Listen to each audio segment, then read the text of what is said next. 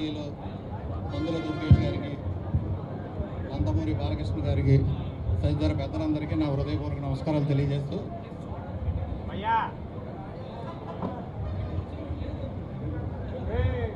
అందరికీ నా తెలియజేసుకుంటూ ఈ కార్యక్రమంలో వచ్చేసిన మీ అందరికీ నా నమస్కారాలు తెలియజేసుకుంటూ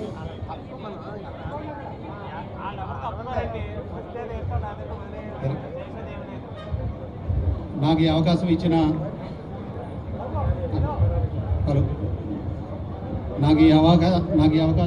విజనరీ లీడర్ నారా చంద్రబాబు నాయుడు గారికి, డిప్యూటీ సీఎం పవన్ కళ్యాణ్ గారికి, ప్రముఖ మంత్రివర్యులు కందుల దుర్గేష్ గారికి నా హృదయపూర్వక కృతజ్ఞతలు తెలియజేసుకుంటున్నాను. వారి ఆలోచన విధానానికి అనుగుణంగా నా వరకు నేను నా కర్తవ్యం నిర్వహించి ఈ సక్సెస్ఫుల్గా కంప్లీట్ చేస్తానని తెలియజేస్తున్నాను. ఇప్పుడు 1984లో నందమూరి తారక రామారావు గారు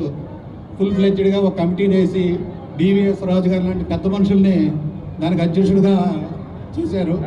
తర్వాత ఇన్ని సంవత్సరాల తర్వాత చంద్రబాబు నాయుడు గారి ఆధ్వర్యంలో డిప్యూటీ సీఎం గారు కందుల దుర్గేష్ గారు సహకారంతో, నందమూరి బాలకృష్ణ గారు ఇచ్చిన సహకారంతో మళ్ళీ ఈ కొత్త కమిటీని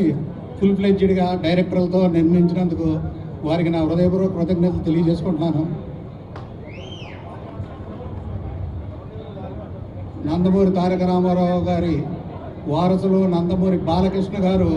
తన ఎంతో విలువైన సమయాన్ని వివిధ కార్యక్రమాల్లో, క్యాన్సర్ ఇన్స్టిట్యూట్ చైర్మన్గా, సినీ రంగంలో వివిధ రకాల్లో ఆయన బిజీగా ఉన్న, సినీ రంగం మీద ఉన్న ప్రేమతో ఆంధ్ర రాష్ట్రంలో సినీ రంగం అభివృద్ధి చెందాలనే ఆకాంక్షతో ఈ కార్యక్రమానికి నాకు అన్ని విధాలుగా సహకరించి ఇది చేసినందుకు బాలకృష్ణ గారికి జీవితకాలం రుణపడి ఉంటాం.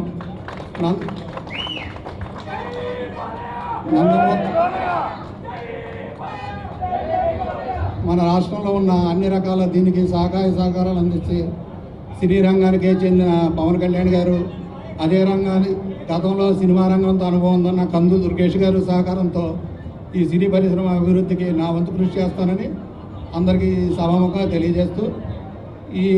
ఈ అవకాశం నాకు రావడానికి కారణభూతులైన బాలకృష్ణ గారికి,